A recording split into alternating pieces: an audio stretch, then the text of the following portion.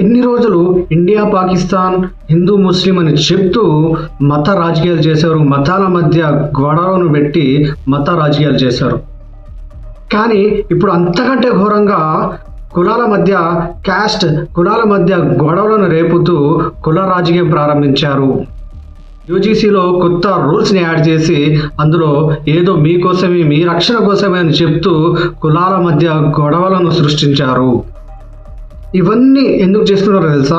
Jobs ఇవ్వలేక, ఒకవేళ jobs notification ఇచ్చినా ఆ పేపర్ లీక్లను ఆపలేక, డెవలప్మెంట్ చేయలేక ఆడుతున్న నాటకాలు. ఊరి బాబు ఒకసారి చూడండి, అమెరికా, చైనా, జపాన్ వీళ్ళంతా ఎక్కడున్నారు? ఎక్కడో మనకు అందనంత దూరంలో వాళ్ళు డెవలప్మెంట్లో వెళ్ళిపోయారు. ఈరోజు మన దేశంలో కులాలు మతాలు వీటి కోసం కొట్టుకొని వస్తున్నారు. ఇది మనం తెలియక, వాళ్ళు డెవలప్మెంట్ చేయడం చేతగాక చేస్తున్న ఈ రాజకీయాలు మనం తెలియక మనం కొట్టుకొని వస్తున్నాం.